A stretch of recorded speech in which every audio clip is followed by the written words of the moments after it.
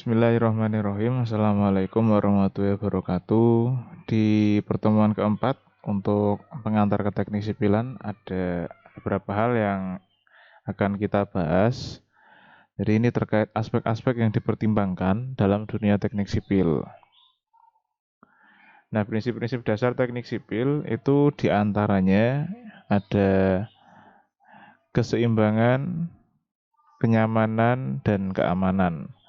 Kalau kita bicara keseimbangan itu nantinya dipakai pada semua penghitungan atau analisis atau perancangan yang dilakukan di sipil. Semua prinsipnya adalah keseimbangan. Kenapa seperti itu? Nanti akan kita bahas lebih lanjut. Kemudian kenyamanan dan keamanan.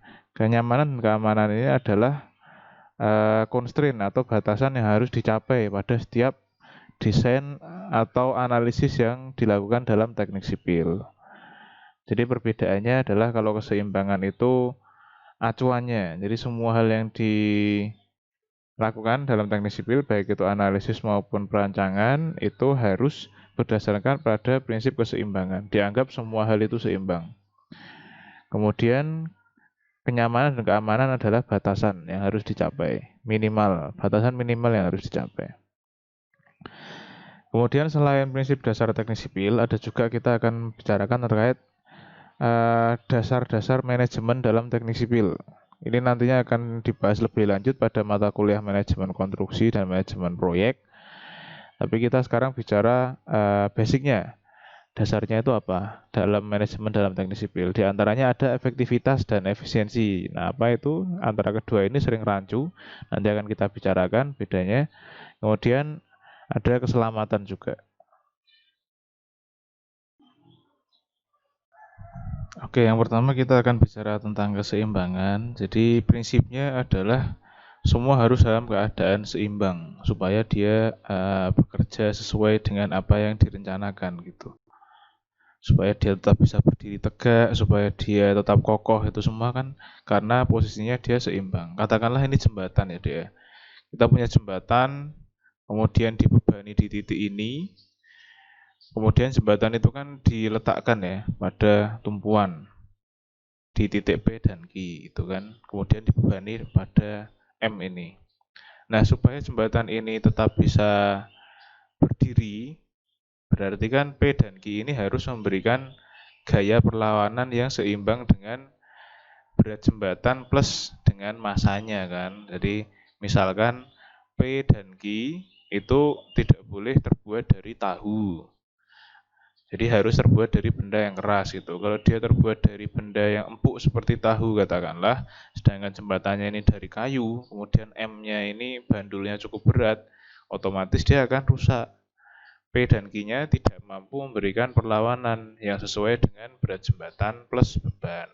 Tapi kalau P dan Q-nya ini tumpuannya terbuat dari kayu misalkan, otomatis dia cukup kuat untuk menahan seperti itu kira-kira. Jadi ada kekuatan yang mengimbangi. Oleh karena itu prinsipnya adalah seimbang karena harus gaya yang diberikan gitu kan. Jadi ini kan bebannya adalah jembatan dan M dan bandul M. Kan arahnya ke bawah dia, membebani ke arah bawah.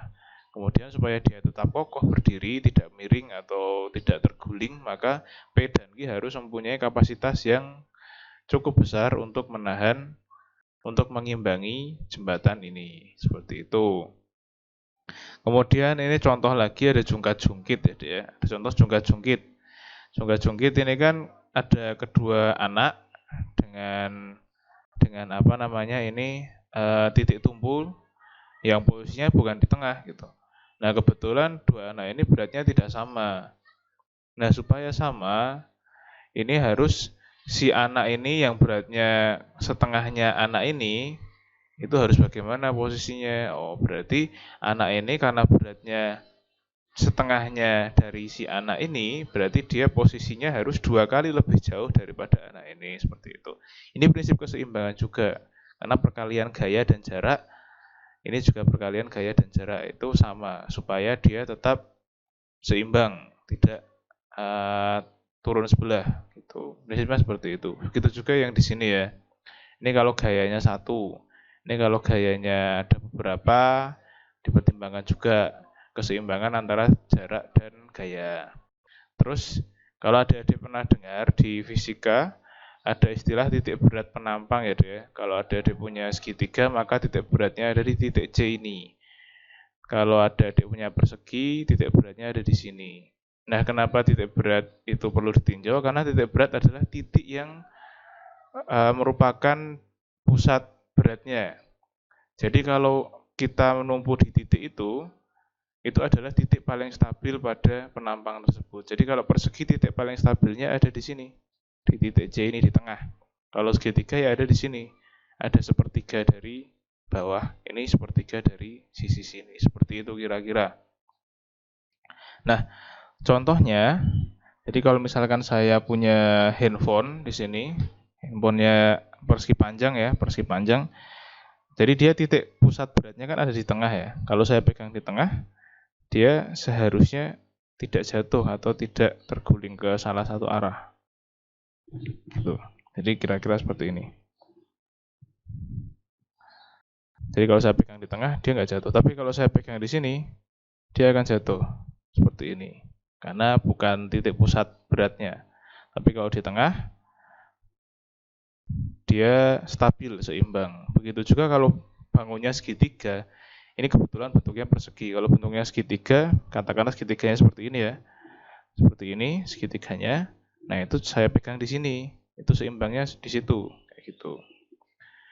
Itu terkait titik berat penampang ya sebagai titik paling seimbang. Kemudian kalau ini perumpamaan yang jembatan tadi, misalkan ini katakanlah ini jembatan, kemudian tangan saya ini adalah tumpuan. Kalau misalkan tangan saya ini yang satu tidak sekuat yang satunya, karena tumpuan itu kan dua sisi. Kalau sisi satunya cenderung tidak lebih kuat daripada sisi yang lain, maka dia kemungkinan akan seperti ini, Dek. Nah, jadi harus seimbang supaya dia tetap bisa dipergunakan sebagaimana mestinya, seperti itu.